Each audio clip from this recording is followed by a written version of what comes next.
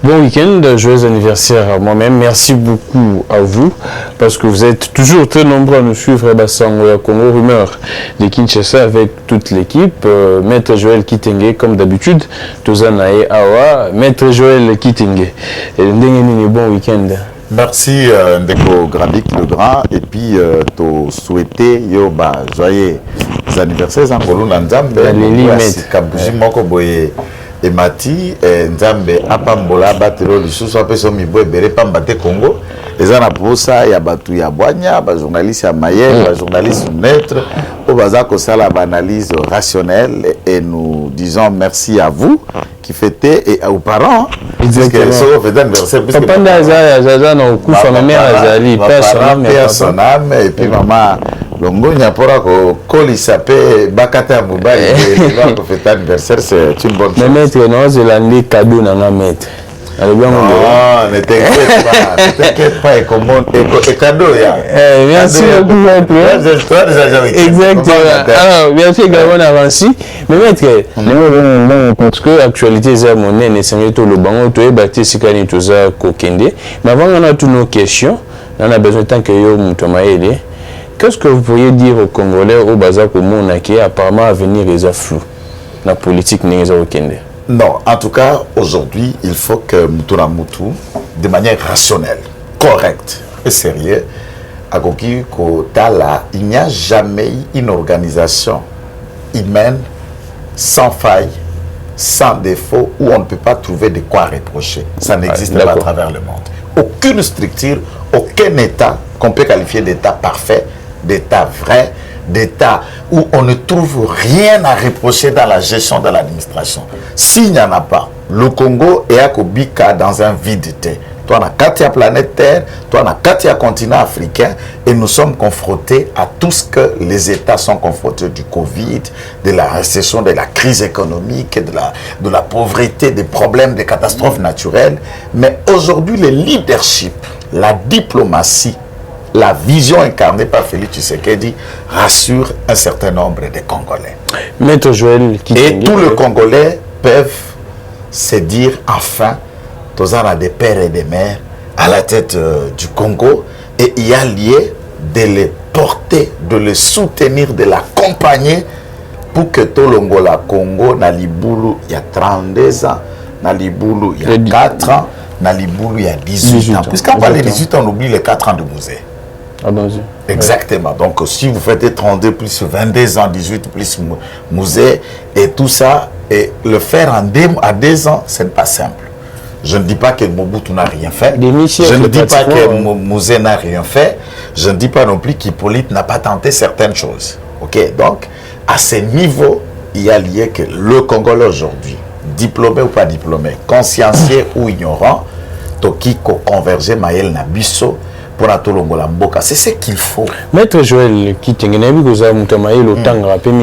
y a un article circulé la semaine que Félix Tshisekedi souhaite le régime, il y a Félix Tshisekedi et ça sur les traces, il y a Kabila. Bon, c'est un article, puisqu'il faut savoir aussi, dans la presse, nous avons 3-4 catégories à presse. Allons-y. La presse au Bazali pro des tendances politiques, des presse pro des personnalités politiques, et la presse minoritaire en tant que telle qui n'a aucune tendance mais qui analyse avec rationalité.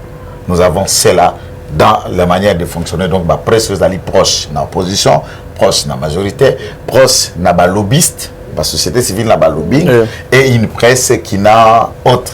Et souvent dans les lobbies, c'est autres qu'on met des moyens et les articles qu'il y a tenté. Exactement. Il faut maintenant tout comme la rationalité, c'est de voir d'abord l'article à question. Nani a signé Ango. Tant que tu as signé, tu as identifié par rapport à Nani na kota zalelaka et objectivité, rationalité et kobima quand on sait que c'est X qui a publié, puisqu'on connaît chaque tendance. Mais par contre, vous voyez dire aux gens au bazar que régime, il y a Félix, il y a Kabila, 4 éléments différents qui fait que Félix Tshisekedi ne sera jamais dans les traces de Kabila, parce que Kabila a été sur les traces de lui-même n'ayant aucun repère. Mais si quelqu'un publie que Tshisekedi Félix est dans les traces dans un sens, à 50%, de Mobutu, moi je dirais oui. De Mobutu, oui. Exactement. C'est-à-dire? Non, puisqu'il ne faut pas voir Mobutu seulement qu'est-ce que j'allais dire la dictature. C'est ça également. Vous arrivez, vous trouvez que M. Kabila arrive avec le moyen de l'État, malgré qu'il est venu avec des bottes de caoutchouc, matelas, Namutu et tout ça. Mais néanmoins, il trouve qu'il y a l'argent au Congo. Avec l'argent. Non, je voulais penser. Oui. Cet argent au Congo, il pouvait construire un palais ou une résidence qualifiée, qui serait qualifiée résidence à présent de la République. Exactement. Il préfère ravir. Je l'aime et toute autre chose. Félix Tshisekedi arrive, il ne va pas dans cette logique. Kende lelo na Mongaliema, mon frère. Tu es où? Tu vas au palais, aux la Maison Blanche ou pas? Tu es où? Et s'il part aujourd'hui à Pico, la vestige, na couloir au théâtre de verdure, Kende lelo na Ngaliema, Kende ce qu'on usa les manancelles, puisque c'est le néba de réhabilitation et autres. Et si des mandats na esili, lobi mutumoko aye, aucun Congolais n'a plus une idée de la résidence du président de la République, la résidence officielle du président de la République. Ok, au Kouti, que tout n'était pas clair. La démocratie d'abord, la liberté d'expression. Le Congo se sente libre dans leur propre pays. Combien de gens sont en prison par leur combat d'opposants? Je dis par leur combat d'opposants. Et combien d'opposants étaient-ils en prison sous le régime des autres? Pendant que nous faisions une émission avec vous, il y a des Congolais, compatriotes qui marchent. Nous n'avons jamais eu cette occasion comme l'IDPS pendant 37 ans. Où l'IDPS sort, il a liberté et tout le monde va encadré par la police. On n'avait jamais eu. Chaque marche, nous nous attendions déjà enterrés. Et tout le monde déjà côté à cercueil Pemben, puisqu'on savait qu'il y aura des morts. Oui, exactement. Et il y aura des disparus, les corps qu'on ne verra jamais. Et sous calciné dans la sienne. Les faits sont là, la gratuité, n'en parlons pas. Ouvrir le pays à travers le monde, n'en parlons pas. Kabila ne communiquait pas. Oui. Qui est mort, catastrophe ou pas, Félix Tshisekedi, c'est quelqu'un qui parle. Et vous connaissez rapidement ses positions et ses pensées, contrairement à Kabila. Et beaucoup d'autres questions que Félix Tshisekedi est en train de faire. Et qu'est-ce qu'il fait actuellement? Vous connaissez que Félix Tshisekedi gagne 16 900 $ le mois. Mais c'est officiel. Celui qui a le papier. Non, je le dis que Félix Tshisekedi gagne ça. 16 000. Exactement. Demandez à M. Kabila si vous aviez même une idée combien quelqu'un gagnait. Maître Joël, alors qu'est-ce qui fait que Nicolas Soki Tomoni Kabila, c'est maintenant, je pense qu'avant-hier, la ville, succès, c'est dû à quoi? C'est parce que comme on a un musika, Azarara, et quel. Il y a un sim actuellement, il y a succès, il y a Kabila sur Abimi. Namoi yo botama na Kinshasa ngasko na kola na mboka. So na ba mboka so mo ezala siko ba système bandoki so moni ndoki akei so sans cesser la butu. Sans cesser la butu era za ko pumba o mola ko. Quelle réponse? O mola ko akwina na lupango mo. O mola mususu na mboko yo to ya kotala na ndoki. Nawe ya longoli bilamba na mtu abandi liboma sika. Exactement. Nawe ya bali. Tout le monde veut savoir voir la mariée, même si tu ne le connais pas, ça fait toujours plaisir. C'est la curiosité congolaise. Alors, une catégorie de Congolais, bayo kakaka kamtaboma mboka na bango na musika. Maintenant, on dit que mobomi mboka yewa na koleka. Quelle est la tendance pour mimone la mobomi mboka na yo? Ba mususu pe bayebi ke tipo ana apia misoro na bango. À comment riche, bah écoutez, il faut qu'on dise les choses. La plupart des Matolo. Deogamek. Nauti ko ebisa yo awa. Yebisa na muto yo auti soit université, auti examen na humanité, adhérer combat politique. D'abord dit ko kola na kati un parti politique neto yebi ba jeune ba banda na MLC. Bah mati, nous savons là où ils sont. Netomona ba jeune ba banda na MLP. Netomona bato ba bandi na IDPS. O ba banda na Palu. To yebi bango nyos. Ensemble les mais si vous parti moko ezana na 2 ans. Parce que ceux qui moi la 2 ans so luka ko gange pa batata ya bayam mukolo ya ba 37, 38 à 40 ans d'âge. Otala boyambela nanu biberon politique. Mais bon, c'est bon le mettre quand on boucle les dans la émission kala kana l'art. Les logos nous ebisa baduke katou gagner na l'art. Na yebisi yo congolais ozana l'art comme bonenani. Nous vivons dans un pays avec des gens qui vous disaient dans l'art mais nous n'avons aucune banque congolaise. Aucune banque congolaise, c'est ça que ça. Moi là on bombango na mallette ton na banque ya ba libanais na ba indien et honte. Que quand vous arrivez dans des pays, au côté de Togo, au côté des Togolais avec des banques. Juste une parenthèse. Au côté de Mali, au côté des Maliens avec des banques. Oui, on a diplomate. Et bon, on a un bon Bonico. Et on confronte le folklore na moko bavandi vandi Kinshasa na parlement kuna lokote chaque pourquoi on ne sait pas si c'est l'édito, si c'est une analyse, si c'est une prédication, exhortation, on touche surtout. Il n'y a qu'ici où on ne sait pas confondre un journaliste entre guillemets un député. Il n'y a qu'ici, on ne sait pas confondre. N'a pas le mot, le loco, la pourquoi on YouTube, vous ne le connaissez pas. Là, on a besoin de vous pour installer les publicités. Oh. Moningai. On a minute. Nana ebisi biso ke biso na IDPS. Tant que tu as qui na union sacrée, to lomola ki esprit IDPS. Oyo biso to vanda kana papa Tshisekedi azwi décision to telemi to lobi président na papa Tshisekedi wana tolingi yango te kokite pa vandi bolingi ni discussion dégage biso to vanda kana kabuya na kabundo débat. C'est ça l'IDPS, c'est le seul parti là où on émet une opinion pour si qu'on puisse donner une union sacrée bah oui oyega ko la muka cahier de charges, débat cahier de charges, ngai communique, na bema communicateur sans cahier de charges pour nani. Nana yaga cahier de charges.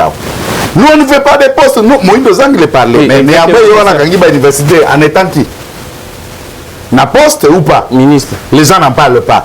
Oh nous on va quitter le gouvernement entre-temps les lots pour ce que gouvernement camarade et le koni basiliki na français quota.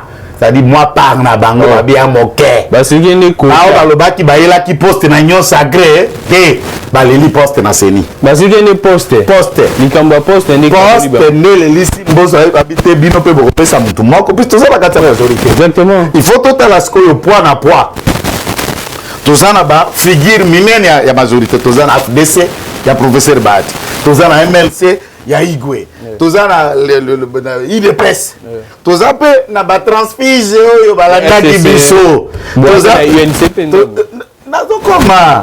Toza na base ya INC. So siko tozongi na figure ya cash. Kamba yango moko. Nous avons une grande large majorité qui avoisine 80 députés na kati ya structure wana. Mais tant musko bakoluka na côté opposition. Ils ont 4 postes. Naïbi peut-être Fayoulou na Adolphe Muzito bakozo poste moko PPRD opposition bako kangamata 3. Je ne sais pas s'ils auront les débats ils na moi des députés ici de wana so bako kabola des postes entre PPRD na nani. Biso la ngambo toza en majorité, nous avons le reste des postes qui nous gardent excepté le président et un membre de la plénière. Président Seigneur Azam dans la société civile. Tokota la premier vice-président Kouta Nanani, la première force ni nous les reste. Et on regarde Nadenga ko proposer le cohabiter, bisoter, nous voulons etolingi kapira bino banani. Et qui vous dit que Kabila oya banaki ko ganga loyauté, nous irons loyauté, nous irons fidélité. Kokona na wakenda na fidélité na loyauté chaque pourquoi na escalade na gradé ya palais du peuple. Loyauté si là.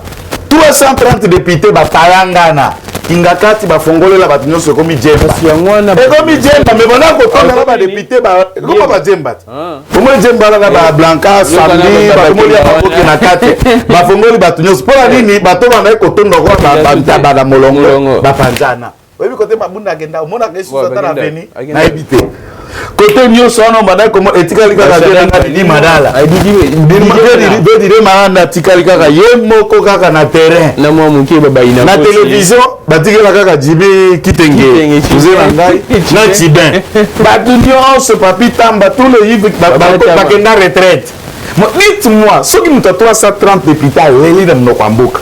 Nous, ensemble, ils ont 0 députés. On a besoin pour reprocher Bino, mais tu vois qu'il y a des corruptions dans la politique, bisoto sa politique.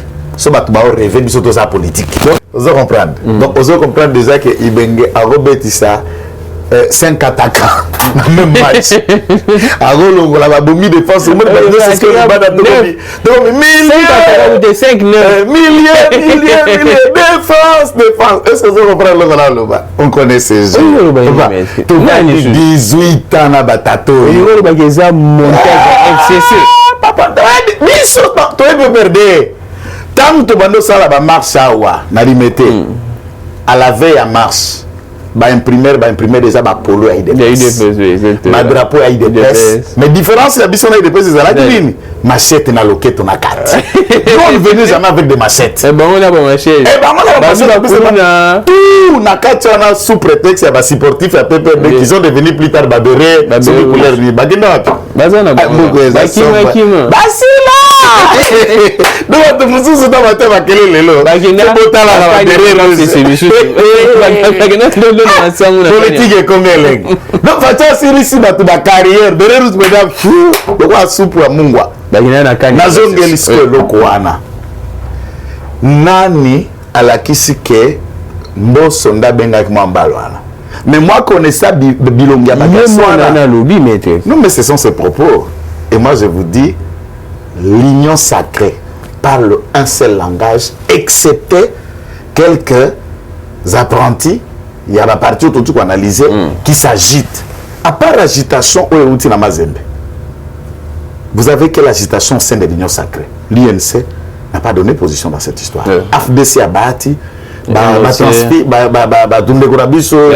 FCC n'a pas nani, IDPS, un poignet des individus qui constituent à moins de 30 ces personnes.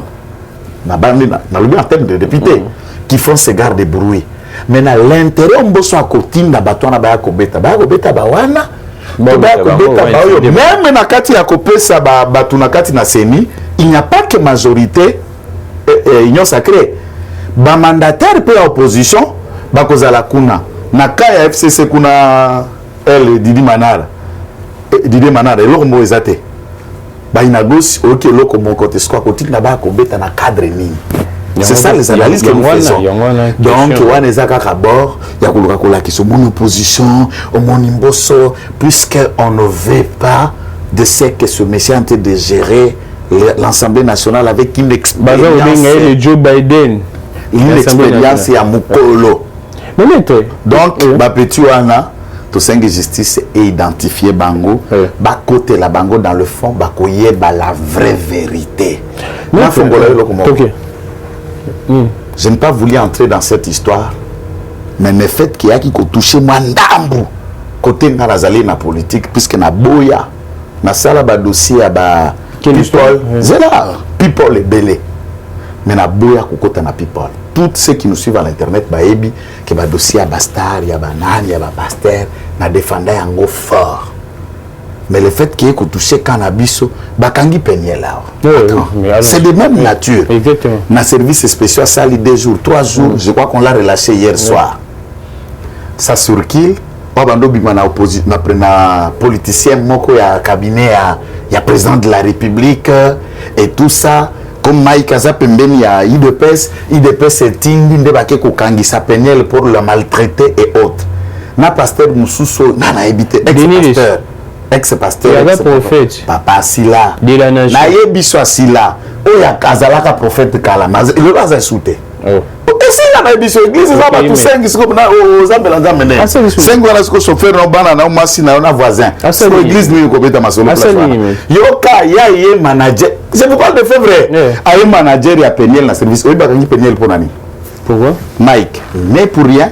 L'IDPS n'est pour rien. Le cabinet président de la République n'est pour rien. Qu'est-ce que le cabinet président de la République veut se rabaisser à niveau ya Peniel? Peniel alinga zonga na poto place à Vandak. Ake na inerbe na passeport na ye, ba testé ya bimi positif Covid. Oh, solo. Ba bloqué bati en quarantaine, akimi na quarantaine, a bengi un de ses copains ba ebani na ye. Baké ba loué Richard tu as compris l'histoire. Baké ko loué sikoyo elongi ya muto akokani na ye na passeport. Ah d'accord. Ba PC passeport a peniel pas kende na INRB asalisa test. Comme on a ça Covid et que négatif, vous pouvez permettre à voyager puisque vous avez besoin de les retrouver makambazo salakuna rapidement. Tant que vous avez fait test, comme place batique à identité, agent à INRB retrouve que passeport on est déjà enregistré na komba mutumususu. Est-ce que c'est toi madame tel? Ou agent a peu ma belle à la rata et bien anglais. Tout le anglais pour passeport à petit poto anglais ça te va pour répondre na lingala anglais boubou. Bâti moi maswana mabo. Ah c'est ça la vraie version. Babengi police. Fille na lobite nga muto elinga kope garçon tel babengi garçon beko garçon. Ne ba ko remonter on arrive sur Peniel l'instigatrice ne bakangi naye na fille ana na garçon ana. Batiki les chiko nini mettre. Non, mais quand on a des appréciations ah d'accord. Mais dites-moi, tant que au sabatu malade, qui ne peut sabatu malade dans l'hôpital, dans l'avion, où est la place à Mike Kalambay? Où est la place à la politicienne pour s'en foutre? Comme Bissot, comment on analyse bêtises, nous tous allons analyser na TV. Mais ma cambo est rationnel, les gens de ça. Les journalistes ont même droit qu'on ne pas colonel mon pépé, na service spéciaux. Ou bien mon colonel, toi qui boit de ces amis, qu'on a eu. Mais ça Bissot mal dit. C'est hier même de bien colonel mon pépé, non? Denis Lessi accueilli pour intervenir pour libérer Peniel et le général il y a service spécial bignette. Moi je suis là, t'as comme ils sont dans service spéciaux. Fiona bandis ko agressé mais au monique place au magna na ko bombo kuto pesi na tengala na komola na boloko baba ni ko bunda Peniel jusqu'au ordinateur ya service spéciaux apandi jusqu'au ordinateur à service spéciaux qu'on peut pas dire c'est quoi ça destruction méchante ya ba bien à l'état Mike ana kati biso ide pesi na za na kati pays de pesi na niveau à Peniel atako beaucoup molinga biso le sous te bandeko boke la biso pe mawako ide pesi atik bunda pour dire qu'il na niveau à Peniel. Donc makambu ya kala mpe niveau bo ko salir ba tuna niveau moko na comprendre sous temboko yo kabunda ki inauguré école mabe et to mona ka ba député nyonso o ba kabanga biscuit to mona la ba TV mais pour inaugurer école tout un problème comme ça l'examen d'état baté comme ba kabuya celui ba ya président Mazembe normal non to ko suka mais il est parti bisope batou. Maître Joël Kitenge, un dernier mot. Aujourd'hui, qu'est-ce qui va se passer dans la plénière? On va entériner Denis Kadima selon l'information aux anons ou non? Dans le Biboye, Maraba Denis Kadima. Ce qui va entériner, c'est des droits. Ce qui va entériner, ce n'est que la procédure. Qu'on a besoin de presse. Ils sont prêts d'aller aux élections. Nam tuna na goya na seni. Ata bachi ya en désordre. Ata bachi ya na seni en désordre. Opération na biso za 250 députés sans alliés. Prise réélection à Félix Tshisekedi à 96%. C'est ça. Opération na biso moi. Non non, tout le reste là bas ça là. Non, on n'est pas là dedans. Maître Joël Kitenge. Mais moi j'apprécie également la sagesse na ya président de la République na ya Mbosso. En tout cas, moi j'aime, j'adore. Au lieu batba kende bazo kinda ba okena na malembe na sagesse type likambo le kaka boende tout le monde makamno sur le kaka na pete boy. Maître Joël Kitenge, un dernier mot au Ibisa ba congolais nini. Qu'est-ce qu'ils peuvent retenir dans les actualités dans Mboka? En tout cas, on peut ça balanga bala makala mbote pour aller loin. En tout cas, c'est le banga bala makala. Merci vraiment. Non, baza solidaire. Woninga bala makala. Makala solidaire. Na président na bango. Non non non non, na ba kinwa lukunga. Puisque makala eza na funa. Ngaba skoza na moamba. Mais vieux Martin Bapona na lukunga. Mais le fait que Keza qui ça yango nyonso, ndi ba yambien eli à circoncision et pas na bangote. Donc ça c'est une attitude qu'il faut saluer sportivement. Comment bana ya funa place ngana za na bana ya moamba côté Kabunda Zali.